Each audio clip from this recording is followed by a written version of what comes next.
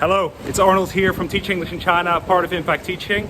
It's my final day, 2-week trip to Shanghai and some other cities around China, which was really amazing. I always have this tradition of filming a bit of a video for the last day, summing up the trip, sharing some observations. As you can see, like the weather isn't the very best at the moment. I was actually caught into kind of a rainstorm earlier in this trip in this very same place, which is Hankou Football Stadium, north of Shanghai.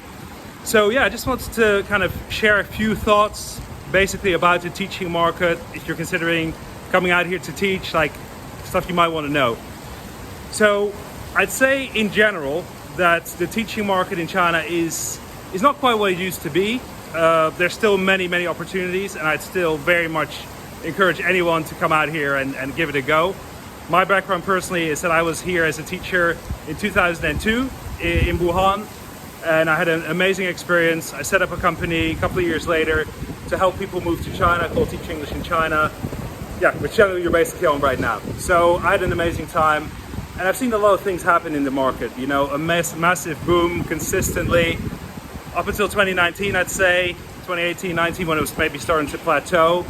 And then obviously COVID and subsequent events having an impact and kind of decreasing the market a bit. And now kind of obviously China coming out of that. Yeah, and it's been my third trip back post-COVID. I was here last summer. I was here briefly in February for Chinese New Year. And I've been back here now, you know, for 2 weeks again in the summer of 2024. So I'd say, you know, the first thing to say is that funding has gone down for schools. So in the past, like we had tons of state schools looking for teachers. There's less of that now, and that is something that obviously impacts you as a potential teacher. But you know, there's still many state schools that do have funding. So it's just a reduction. It's definitely not an elimination. Second point is that the private market, private kindergartens, private training centers are basically dealing with the fact that the economy is not what it used to be in China. It's still really good. It's still growth of 4.5% or something per year, but it's slower than before, and it means that there's more considerations or more reservations about funding new teachers and budgets for new teachers. So all this means that I'd say it's hard to know exactly, but I'd say in my estimate, I'd say probably there's 40% of the teaching jobs left that there used to be. So then China's a massive country, so that means that you can still come out here, you can still teach, but I guess things have changed a bit. And kind of what does that then specifically mean for you if you're considering coming out here and teaching? I'd say that first of all, I would recommend you coming early and getting a position lined up as soon as you can. The main intake is always the beginning of the academic year, so basically August, September. So ideally you'd be applying early for that and having a position in place kind of in May or June. So ideally if you can apply sooner rather than later. The positions that we are currently recruiting for now would be for positions starting in February. So there's still obviously opportunities for that, and again, it's kind of a case now is relatively early for the February intake. So if you're looking at this now, you want to teach in China, yeah, now will be a good time to apply for February 2025. Second point is that, the market requires flexibility. Because it's all a bit tighter, there's fewer positions, schools are more picky when it comes to candidates. It means that, it may be that, for example, you really wanted to teach in Shanghai, but that doesn't work out. You got to be willing to look at other options. Sometimes I get applications from people who say, look, I really want to teach in Chengdu, or I really want to teach in Chongqing.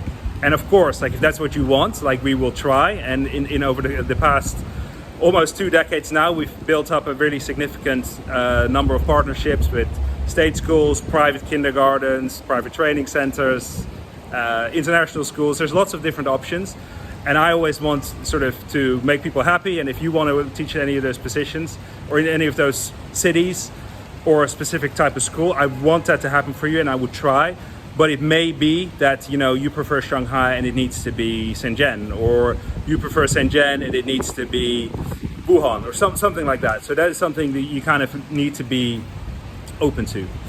Final point, I'd say, given sort of what I've mentioned so far, like the expat community is still sizable. I had a really nice meetup with our Shanghai contingent a couple of days ago in a pub full of expats. So it's still there, there's still expats, but there's fewer than there used to be. So I think that means that more than ever, when you come out here, you gotta hit the ground running. You need to want to do that.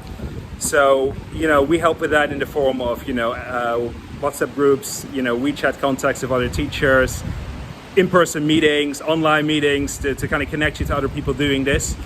So we will definitely want to do our bit, but it also comes from you in the sense of, getting yourself out there. I spoke to one of our teachers, Lewis, and he had a really good description of it, I think, which is kind of approach it like the first week of university, be a bit pushy, talk to people, connect, share your contact, and kind of take people up on offers if they're talking about kind of being part of a sports group or something like that, kind of join and kind of quickly get involved.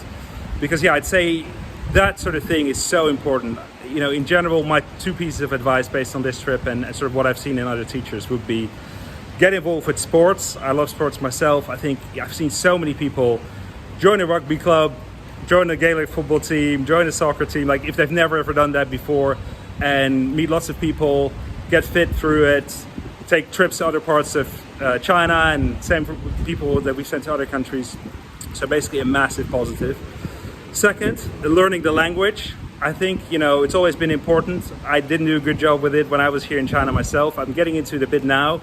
I've only recently really discovered the app Duolingo, which is free, where you can practice online. It's brilliant. So wherever you're going, if it's China or might even be another country, getting involved with that and kind of learning the language a bit, trying stuff, so beneficial to your experience. So that's another thing I'd really recommend.